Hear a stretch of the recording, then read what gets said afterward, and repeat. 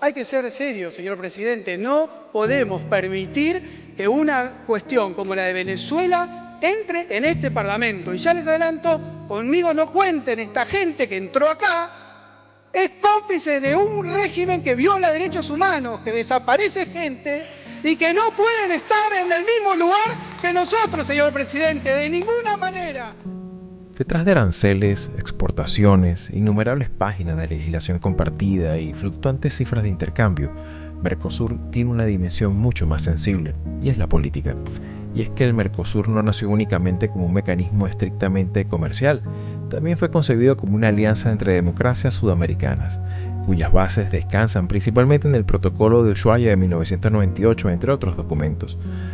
Por eso, la posibilidad de que regímenes autoritarios vuelvan a ganar influencia dentro del bloque genera preocupaciones tanto en las cancillerías sudamericanas como también en Bruselas, especialmente después del reciente acuerdo firmado con la Unión Europea. Para conocer las implicaciones de esta reincorporación de Venezuela auspiciada por Brasil, nos acompañó en el programa de hoy Nicolás Simone, historiador, politólogo e investigador argentino, quien además se desempeña como diputado en el Parlasur. Con sus aportes analíticos abordaremos las interrogantes que genera esta nueva apuesta diplomática del nuevo régimen de Delcy Rodríguez hacia Mercosur, todo lo cual revela una tensión más profunda. ¿Puede Mercosur consolidarse como una plataforma moderna de integración global mientras se enfrenta a divisiones ideológicas internas y cuestionamientos sobre democracia y derechos humanos? ¿Está el Mercosur construyendo una alianza estratégica hacia el futuro o abriendo la puerta a una nueva fractura política regional?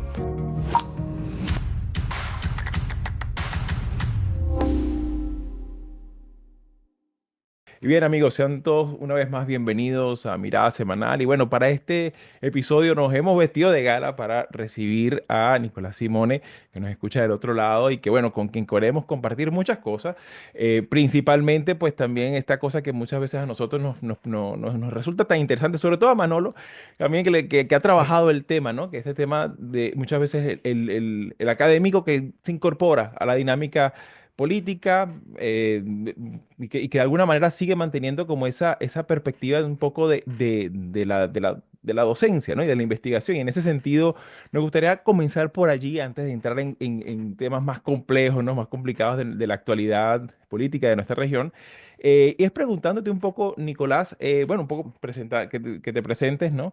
Pero me gustaría también un poco que nos hables un poco de ti, ¿no? De esa inquietud partiendo de la academia, ¿no? Arrancando desde la comunidad universitaria para participar en algo tan complejo y que tantas cosas nos convocan, pues que es el tema de la política. Adelante. Bueno, muy buenos días. Es un gustazo y un enorme honor estar aquí compartiendo con ustedes y sobre todo, bueno, con Manolo, que ha sido una parte importante en esta trayectoria que como vos decís, es larga. Mirá, estaba pensando mientras me formulabas esta pregunta, ¿cuándo empezó esto? Y realmente empezó de muy, muy joven.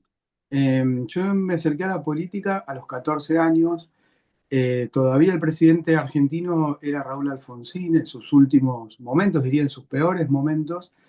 Los últimos 2 años de aquel gobierno del año 88-89 fueron realmente muy difíciles para el país, que de hecho terminó en una hiperinflación muy grande. Por aquel entonces, y todavía existe esa tradición o esa práctica en la Argentina, en la ciudad de Buenos Aires había mucha actividad de los centros de estudiantes, de los colegios secundarios, con algo que eso no llegó hasta la actualidad, agrupaciones que respondían a partidos políticos. Así fue como a mis 14 años me acerqué al Partido Radical, a la Unión Cívica Radical en aquel momento, y bueno, teníamos diferentes ámbitos de desenvolvimiento de nuestra tarea militante, y uno de ellos era la formación política, en términos clásicos. De hecho, la socialdemocracia sueca se decía en aquel momento, eso lo vivía como un niño que iba a esas reuniones, nos daban formación política, algo muy convencional en los 70, en los 80, y ahí estudiamos, bueno, un poco de historia, un poco de ciencia política. Con 14, 15 años ya adelantábamos un poco el contenido de lo que aquí se daba en la universidad. Entonces, de muy joven empezaron estos dos caminitos, el caminito de la militancia política y el caminito de la formación política. La verdad que a mí siempre fui de los que, a la vez que era muy activo en la militancia, me gustaba estudiar. Era de los que le gustaba estudiar, me sentía cómodo, no me costaba mucho. No voy a decir que era un gran estudiante, de hecho, nunca fui un gran estudiante, justamente porque me repartía un poco entre ambas cosas. Y ayer justamente comentaba con mi esposa, mi Bueno, primer es cargo que, electivo, disculpa que te interrumpa, pero bueno, me imagino que todos tenemos aquí en sí. algún momento compañeros de universidad que hacen eso, ¿no? Se meten al centro de estudiante y claro, donde sí se levantan las sospechas es cuando es buen estudiante y también buen político. Ahí es como que, bueno, cuidado, ¿ah? Bueno, yo fui bastante mal estudiante durante mucho tiempo. De hecho, en la universidad, cuando me alejé de la política militante activa universitaria, terminé mi carrera de historiador, yo soy historiador de la UBA, una carrera muy larga y exigente que me permitía, cuando militaba mucho, aprobar una o dos materias por año. Pero bueno, en un momento me casé, abandoné por un tiempo esa actividad, y en ese tiempo, digamos, terminé de estudiar. Y bueno, paralelamente fui, me acuerdo en aquel momento, consejero estudiantil en el colegio a los 15 años, en una elección, digamos, universal que hubo. Más adelante en la universidad también era un poco precoz, porque ya desde joven conocía los escrutinios, cómo se contaban los votos, cómo se armaba una lista.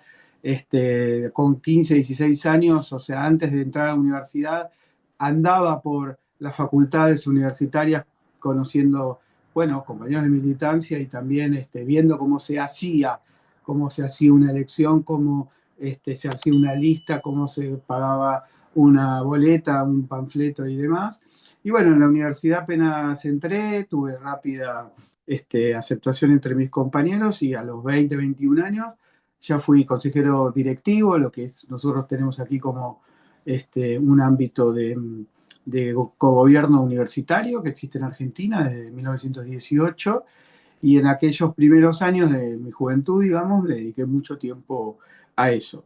Y paralelamente tenía el andarivel del estudio poco postergado, pero nunca demasiado lejos. Y cuando terminé esa etapa, a los 25, 26 años, me puse a estudiar de manera muy concentrada, a full, ¿no? Dejé la política, eso fue también en el contexto de la crisis del 2001 en la Argentina, que realmente caló hondo, abandoné aquel partido político también y me dediqué fuertemente al estudio, con un empuje que me depositó, entre comillas, en Salamanca. Y rápidamente, apenas me gradué, pude hacer el máster allí y comenzar una carrera, yo diría desde ese momento hasta ahora, más académica que política.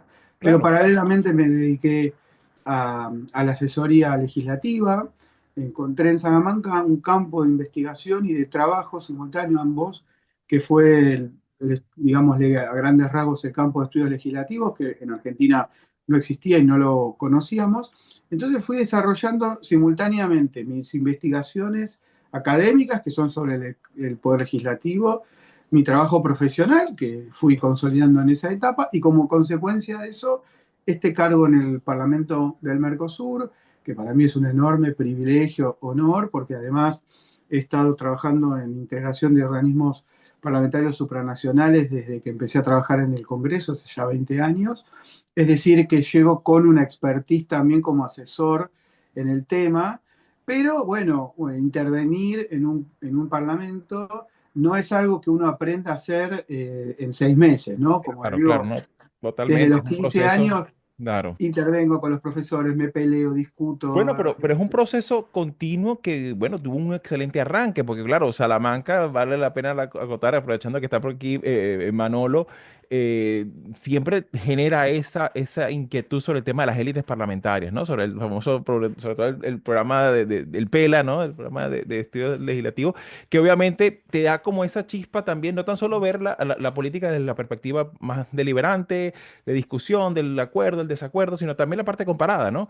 Cómo vive la dinámica parlamentaria de otros países de la región y Desde cómo eso, luego. sobre todo, ha sido como el acicate, ¿no? De todos estos procesos de la última mitad del siglo XX, pues de consolidación democrática, ¿no? Y en ese sentido, Manolo, me gustaría un poco incorporarte a la conversación y bueno, darte también la bienvenida, ¿no? Y de alguna manera el agradecimiento, porque yo también vengo de esa misma escuela de formación de Salamanca, con esa inquietud también con el toque parlamentario, ¿no? Adelante. Gracias, Xavi. Bueno, y buenos días, bienvenido, Nico, Nicolás, y gracias por tu disponibilidad, ¿no? Yo creo que para este programa es una suerte contar contigo. Creo que el de los cientos ya de programas que tenemos, no hemos, creo recordar, luego tú me dices, si no, Xavi, que hayamos compartido el programa con una figura que alterna la política y la academia, ¿no? Y a mí me parece que es muy oportuno, ¿no? Y sobre todo para todas aquellas personas que nos siguen, tener esta aproximación que estamos teniendo hoy a una de estas figuras, ¿no? Y además que a la que se añade todavía su juventud, ¿no? Su madurez joven, si se quiere, ¿no? Entonces ya te digo, muchísimas gracias. Y a mí me gustaría que siguieras un poco reflexionando sobre esa contradicción que a veces uno puede plantear desde fuera, ¿no? De decir, bueno, pero ¿cómo si la política es el escenario donde se da una contienda despiadada por el poder, donde a veces se dice que priman intereses que no son claros, etcétera, mientras que la academia, bueno, es la diafanidad, la claridad del saber y demás, ¿no? Pero bueno, ya aquel gran intelectual, el sociólogo Max Weber, hizo uno de sus ensayos, creo que más imperecederos, que es el político y el científico, ¿no? Donde ahí precisamente juega con las dos figuras, ¿no? Entonces tú ya has esbozado antes algo de tu trayectoria, de tu formación, pero y ahora ya en el momento en que te estás aproximando ya, bueno, a la edad madura del medio siglo, ya Sí. estás en el medio siglo, pero ¿cómo ves? Yo te pediría una reflexión muy breve, si quieres, porque esto da para mucho, pero una reflexión breve de cómo lo ves teóricamente y cómo lo ves en la práctica. Excelente, gracias Manolo. Bueno, Manolo, un gran abredor de ideas, ¿no? Y de formas de trabajar. Mira, lo veo bien, Manolo. Una de las cosas que digo en mis clases es que América del Cono Sur, podríamos decir, Argentina, que ha sido muchas veces puesta en el ojo por este tema, no puede perder de vista lo robusta que es en un punto su régimen policárquico, ¿no? Argentina tuvo enormes crisis desde los 80 en adelante, económicas, una hiperinflación galopante y descomunal a fines de los 80 y principios de los 90, una fuerte crisis del 2001, una crisis con el campo en el 2008, muchas crisis institucionales, hiperinflaciones y demás, pero ha mantenido la parte sustantiva de lo que es un régimen político democrático, que es la alternancia de partidos, el respeto al resultado electoral, ¿no? Argentina tuvo elecciones en las que se definieron por un punto y medio, donde el oficialismo perdió y entregó el poder. Y lo mismo pasó a la inversa, cuando los partidos digamos, tuvieron que perder elecciones estando en el poder, se fueron. En los últimos 4 recambios presidenciales hubo cambio de partido en el gobierno. Y eso es algo a destacar, que no podemos soslayar. Por supuesto que la democracia tiene infinidad de cosas pendientes, probablemente todas las cosas pendientes, pero aquella que es la que es la base de sustentación, las reglas de la competencia, están todavía vigentes. Así que en ese sentido no hay que perder de vista el fondo de los problemas coyunturales. Y en ese sentido realmente insisto en que Argentina, a pesar de los infinidad de problemas que tiene desde el punto de vista institucional, si se quiere, también este es un primer punto para mí clave en cuanto a esa robustez que nació en la tercera ola y que hasta el día de hoy se mantiene. Y no podemos olvidarnos de eso, pues estaríamos perdiendo el foco, por ejemplo, del otro tema que ustedes me plantearon, que es la cuestión de Venezuela. Allá no pasa todo eso, y acá sí pasa todo esto. Entonces, y en Brasil, lo mismo, ¿no? Brasil, bueno, el episodio de Bolsonaro, el momento de la salida del gobierno, no es digamos, no entra dentro de esta descripción, pero a grandes rasgos este, los periodos se han respetado y claramente eso es algo muy importante a tener en cuenta. Así que en ese sentido yo soy bastante, no sé si optimista, pero sí describir algo que sucede y que es básico para no entrar en senderos como justamente No, claro. hablamos del tema de Por Venezuela. Eso supuesto es que eso, fundamental, claro, y eso es eso le da fundamental. y eso le da un tenor conceptual importante para la discusión abierta, ¿no? Ya a nivel regional, ¿no? Y en ese sentido me gustaría también incorporar en la conversación a Marisabel, que bueno, ella también de alguna manera, no tan solo como académica, sino también como analista venezolana, pues muchas veces hemos tocado estos temas. Y me gustaría un poco incorporarte, Marisabel, en la conversación, porque bueno, lo que está diciendo Nicolás, pues ciertamente nos interpela, ¿no? También a nosotros como venezolanos, ¿no? Sí, pero estaba pensando también, y bueno, aprovecho para darle las gracias a Nicolás por acompañarnos. Y estaba pensando justamente en cómo puede Venezuela reinsertarse en un proceso, ya esto no es nada más Venezuela, sino a nivel regional. ¿Cómo puede Venezuela reinsertarse en esa dinámica institucional regional cuando todavía no está resuelto el panorama doméstico y más concretamente la reinstitucionalización democrática en Venezuela? Eso está en suspenso, ¿no? Entonces, ¿cómo puede verse? ¿Desde qué argumento podemos nosotros justificar que Venezuela esté intentando, porque no es solamente el tema económico de la estabilización, se habla de reestructuración de la deuda, sino también de tener ciertos espacios de discusión, porque hay problemas limítrofes, hay problemas de comercio binacional, está la aspiración de regresar a Mercosur, pero si no hay un panorama claro desde el punto de vista de su redemocratización, ¿cómo puede la región abrirle los brazos o las puertas a Venezuela cuando ni siquiera su gobierno es legítimo, ¿no? Adelante, Sí, Nicolás. es una buena pregunta, difícil en el sentido de que ¿en qué sentidos se dan esos procesos? ¿Qué quiero decir? Ujú. Si nosotros nos paráramos en el estricto cumplimiento de los protocolos, Venezuela podría reingresar a los organismos regionales solamente a partir de que tenga un gobierno democrático mínimamente elegido, mínimamente no, pero elegido de manera transparente.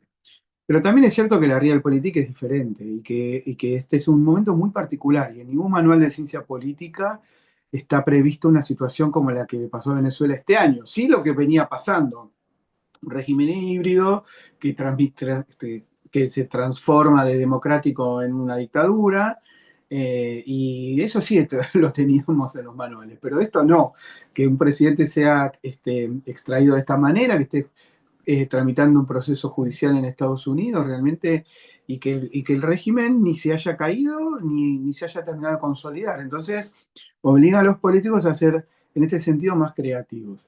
Yo creo que el proceso debería ser desde los organismos regionales hacia la ayuda a la democratización en Venezuela y no esperar que Venezuela sola vaya transitando a este proceso porque eso, por lo que se está viendo, no va a suceder. Y entonces me parece que es lo que planteo en el Parlamento. Digo, yo entiendo que nosotros tenemos que ser flexibles, que no tenemos que venir con el manualcito solamente, pero también que tenemos que cumplir con el protocolo. Si nosotros convalidamos la elección de una serie de parlamentarios de manera indirecta en un parlamento surgido de dos elecciones completamente fraudulentas, realmente no estamos haciendo la tarea correspondiente. Ahora, sí, sí, claramente el Parlamento y el Mercosur podrían tener una comisión que intervenga, como fueron en las dictaduras, por ejemplo, en la Argentina, la Comisión Interamericana de Derechos Humanos de Estados Unidos, un país al que Argentina siempre mira de reojo, fue clave en su transición, una comisión que investigó los crímenes de la dictadura, que mostró, digamos, cuáles eran los hechos que sucedían y cómo finalmente se transitó a una democracia. Si nosotros perdemos de vista ese límite que es que la poliarquía de alguna manera funcione, que exista la libertad de ser candidato, de poder agruparse y de participar en elecciones transparentes, desde luego que tienen que ser elecciones que estén controladas por algún tipo de organismo externo o supranacional. O sea, ¿cuáles son los pasos? colaborar, entrar, poder ir y poder fiscalizar una elección en la que haya libertad para presentarse. Eso el mismo régimen no lo va a hacer. Entonces, es un proceso que tiene que ir desde los organismos externos, internacionales y supranacionales, al país y terminar de producir algún gobierno surgido de elecciones. Y a partir de ahí, volver a los organismos. Yo soy muy vehemente en que convalidar esta elección, por ejemplo, en el Parlamento del Mercosur, implica un guiño a un régimen al cual le podemos otorgar algún guiño en cuanto a, en términos de derechos humanos. Hubo presos políticos que salieron, hubo otros que no, pero es verdad que lo hubo, se desmantelaron centros clandestinos de detención, es un gran paso adelante, eso no se puede no reconocer, pero no es suficiente en términos de mantener estos protocolos. Nosotros perdemos de vista qué es democracia y qué no. Esto lo digo en las clases mucho, ¿no? Claro, claro. Y Salud, para eso ¿qué es sirve la democracia y academia, qué ¿no? no es? Claro, ese No tema entendimos conceptual. nada. Claro. Claro, no entendimos nada, porque, por ejemplo, yo lo enseño acá en Argentina, desde luego. Eh, si nosotros no valoramos lo que tenemos, por ejemplo, en nuestro país, si nosotros no entendemos que es democracia y que no lo es, bueno, vamos a terminar muy probablemente extraviados en el proceso de bueno, la diversidad, el respeto, la Ay, libertad de empresa también, que es claro, fundamental. y que ahí hay un tema que no es menor, que como bien decía en la intervención que también escuchamos y que de hecho la coloco aquí en la parte de comentarios para que puedan conocer esa intervención tan importante y particularmente como venezolano te agradezco mucho que la hayas llevado a cabo en el Parlasur. Básicamente también por el hecho de que ciertamente, y ahí va un poco también mi pregunta y mi inquietud, ¿no? Porque no es nada más evaluar la democracia si hay elecciones, ¿no? Pero también es el tema de que hay un Estado de Derecho donde los contratos se cumplan, donde las pautas o los compromisos en materia comercial, en materia migratoria, en materia de coordinación de policías o en materia que estamos hablando de integración, no es nada más una reunión de democracias, ¿no? Sino también es un tema que tiene que ver un poco cómo la democracia en sus procedimientos hace cumplimiento a los compromisos internacionales que asume un país, ¿no? Y en ese sentido me gustaría un poco, sobre todo de carácter un poco pedagógico, ¿no? Para nuestros escuchas, ¿por qué es importante que los participantes o los miembros de Mercosur sean democracias? ¿Por qué? O sea, a tenor de que esto nos ayudaría a integrarnos mejor o a entendernos Claro. mejor en la región, ¿no? Desde luego. Bueno, el origen del Mercosur tuvo que ver con la democracia. Los primeros contactos, acuerdos firmados en los 80, a mediados de los 80, entre el presidente Sarney de Brasil y el presidente Alfonsín de Argentina, tenían el objetivo, porque estamos hablando de mediados de los 80. Hoy vemos todo ese proceso como una democratización de la tercera ola exitosa en la región, por lo menos en Cono Sur, ¿no? Ahora, los momentos que se firmaron esos acuerdos, eso estaba lejos de pasar, de estar asegurado. De hecho, Argentina tuvo un par de años después una sonada militar muy importante en el 87 y otras tres más en realidad a fines de los 80 hasta principios de los 90. Entonces, el famoso evitar el miedo a la regresión autoritaria de la teoría de las transiciones no estaba tildado, digamos, en nuestro proceso, faltaba. También faltaba otros aspectos de la transitología, como consolidar una cultura política democrática, ¿no? Ver que existieran, digamos, reglas de juego sólidas y consolidadas, digamos, para la competencia. Eso en Argentina, por ejemplo, recién pasó en el 94, 93, 94 con el Pacto de Olivos que reforma la Constitución y que le da por lo menos los rasgos de la actual poliarquía. Entonces, nuestro origen está vinculado, bueno, en ese momento a lo que podían ser, digamos, evitar la introducción de dictaduras o la reintroducción de dictaduras que habían asolado a América Latina en los 60 y en los 70. Pero entonces ese origen es el origen que nos da la previsibilidad de no conflictos dentro del mismo Mercosur y una sólida apuesta por la democracia, que gracias a la cual 25 años de trabajo llevó el principio del acuerdo con la Unión Europea, que empezó a funcionar en alguna parte desde el 1 de mayo de este año. Si no tuviéramos esta cláusula democrática y no se mantuviera de manera rígida, el acuerdo con la Unión Europea para América del Sur, para Mercosur, sería inviable. Digo, para la Unión Europea diría, no, esto así no, y tendrían toda la razón, como por muchos años dijeron, ojo con la ecología, tienen que morigerar un poco la deforestación y los países, digamos, cambiaron parte de sus políticas en ese sentido. El espejo de la Unión Europea, que es en el espejo en el que se miró Mercosur desde sus orígenes hasta hoy, no admitiría un régimen no democrático. Entonces, hay razones históricas, hay razones procedimentales y hay razones de futuro, que es este acuerdo que para Sudamérica, para Mercosur, es clave, es no salvación en el sentido de que alguien nos va a salvar, Claro, pero la claro, integración con el mercado europeo para nosotros es fundamental.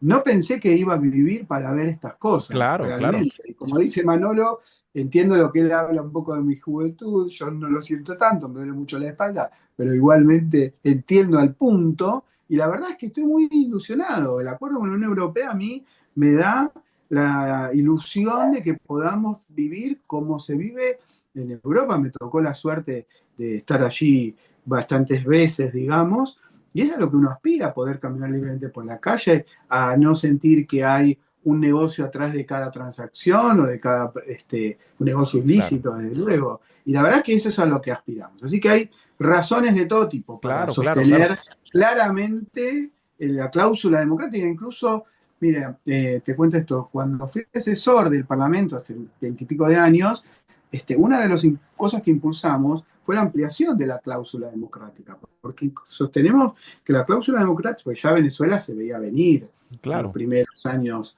2000 hasta 2008, esto estoy hablando de 2010, 2011, era por Venezuela y era Mm. proponer que el Mercosur ampliara la cláusula democrática y la hiciera un poco más estricta. Bueno, después Venezuela terminó siendo una dictadura tan flagrante que no hizo falta, por decirlo de alguna manera, y claramente hoy rompe la cláusula democrática. Pero bueno, es fundamental. Realmente, digo, si no es con democracia, a mí no, conmigo no cuenten. Yo te los dije en el Parlamento. Digo, Claro, si ustedes claro. van a romper esta lógica, yo me voy a mi casa, porque acá te pueden desaparecer, te pueden, por tus Claro. ideas. A mí me gusta expresar mis ideas. Es que de hecho, y lo hemos comentado en muchas ocasiones aquí en nuestro programa en varias evaluaciones, es que incluso, por ejemplo, si tuviésemos un sindicalista como Lula, que, digamos, en Venezuela estaría preso directamente, o sea, o incluso tuviésemos periodistas que, como otros periodistas en otros lugares, o simplemente dirigentes juveniles, como han hecho, o un Desde luego, activista bueno, social como Evo, estaría preso en, desde en la, en la luego. Venezuela de Maduro. Entonces, claro, no Y el son papel cosas de menores, ¿no? Lula, y el papel de Lula y del PT es muy lamentable en esta cuestión. Hay muchos aspectos que la verdad a mí me admira y tengo por Lula, digamos, un respeto institucional eh, muy genuino, pero me parece que con este tema han sido exageradamente flexibles por ser generosos y están siendo muy ambiguos, sobre todo considerando que tienen elecciones este año y Argentina tiene elecciones el año que viene. ¿Cómo se va a tomar una decisión de esta envergadura en un proceso tan todavía en desarrollo como es el de Venezuela? Es muy lamentable, y lo quiero decir políticamente ahora, Claro, el claro. papel del PT, de parte del PT, no de todo, de parte del PT de Brasil, en este proceso oscuro de reintroducción de Venezuela, y parte del peronismo argentino, que tiene por unas trampitas del sistema electoral, que pocos en el mundo en el que estoy me pongo el sombrero de politólogo y digo, acá hay una trampa, y nadie lo dice, Claro, que es un como, clave allí. como el peronismo tiene el 50% de las bancas, habiendo perdido las elecciones y habiendo sacado el 30 y pico % de los votos. ¿Por qué? Porque son pillos e hicieron trampa con el sistema electoral. Y así, gracias a esa trampa, controlan la vicepresidencia argentina, que debería estar alineada con el Poder Ejecutivo, pero bueno, no lo está.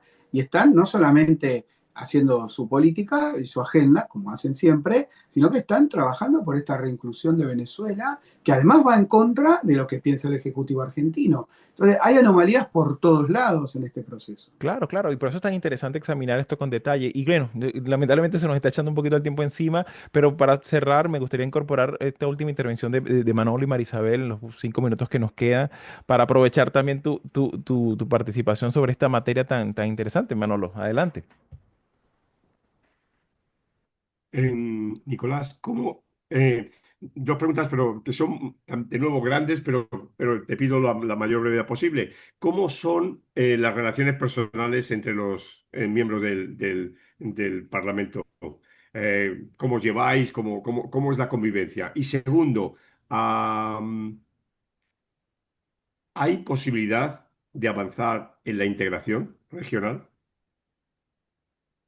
La relación es buena. Vos sabés que eso es muy interesante, la pregunta, como siempre. Nos peleamos mucho y bueno, eso es un rasgo de la democracia. Yo aprendí trabajando mucho en el Parlamento que uno puede ser vehemente. Hay algunos teclas que uno no debe tocar, por ejemplo, los puntos personales, como en las intervenciones públicas, pero somos vehementes y en Argentina pasa algo muy particular que es uno es muy vehemente y dice cosas hirientes o fuertes contra su adversario político y eso genera respeto en el otro.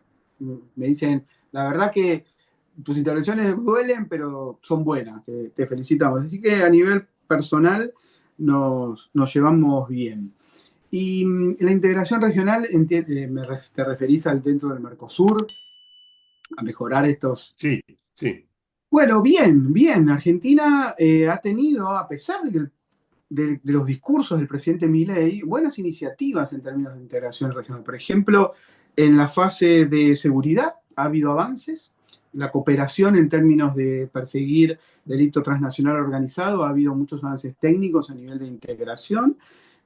Ha habido bastante buena integración en términos de las relaciones exteriores, con un objetivo que tiene Argentina, yo creo que es clave, que es flexibilizar al Mercosur, dejar de pensarlo como una unión aduanera del estilo de los 90 y copiar un poquito el modelo asiático de cada uno hace también algunas relaciones bilaterales. Argentina tiene una línea con Estados Unidos, es clave la flexibilización, pero lo veo bien. Me parece inevitable, desde luego, que el acuerdo con la Unión Europea apalanca todas estas bondades Sin y lugar nos a dudas. obliga a mejorar, a hacer mejores Ujú. las instituciones, pero soy optimista, Manolo. Realmente veo que se está avanzando, a pesar de todas estas cosas, que bueno, la política nunca es ideal, siempre nos Entendido. obliga Claro, a es perfectible, claro, disgustos. por supuesto. Y bueno, Marisabel, antes que se nos acabe, que aproveches el tiempo de participación de Nicolás, tú no sé si quieras hacer otra pregunta. Solo quería saber brevemente cuál es la lectura que hacen del corolario Trump desde ese espacio. De Trump. Trump, a diferencia de Maduro y ahora de Elsi, está haciendo su política. Los discursos a veces van en planos distintos que la política real. Está jugando su propio tablero y en 2 años se va. Entonces ahí es donde la democracia repone.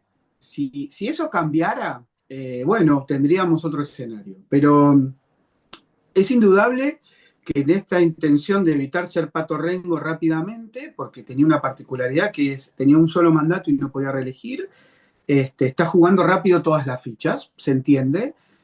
Probablemente no le vaya bien en las elecciones de este año, en las de medio término, pero esto es la democracia y creo que Trump ha aportado mucho en un sentido positivo, por ejemplo, en desencadenar algo en Venezuela que va a tardar más tiempo que su mandato en decantar hacia algún lado, y también en poner los tantos claros respecto de lo que es la guerra en Medio Oriente, ¿no? Mm. En donde Israel es atacado, bueno, no nos metamos ahí, pero digo, en su tablero Trump está jugando sus fichas con la legitimidad que le da el cargo que tiene y también teniendo en cuenta que es un proceso que deberá seguir otro y que esa es la clave de la democracia. A mí me gustan algunas cosas, otras no, por supuesto, Pero, por ejemplo, el cierre de la economía por ahí no me gusta tanto, pero bueno, es parte de la política.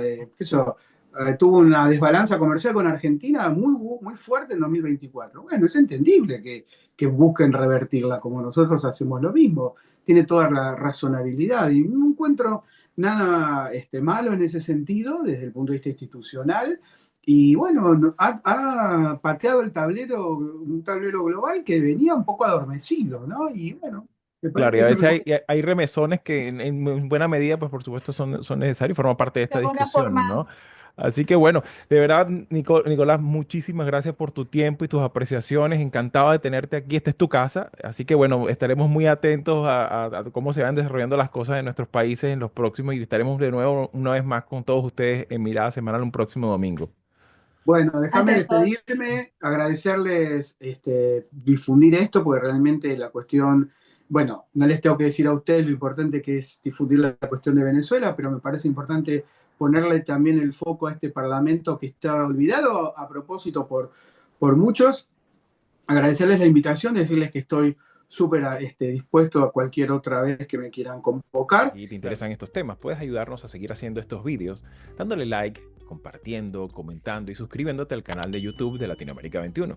Puedes acceder también a todos nuestros episodios entrando en nuestra página web latinoamerica21.com/podcast y en las principales plataformas de audio. Subimos videos nuevos todas las semanas, así que nos veremos en Mirada Semanal muy pronto.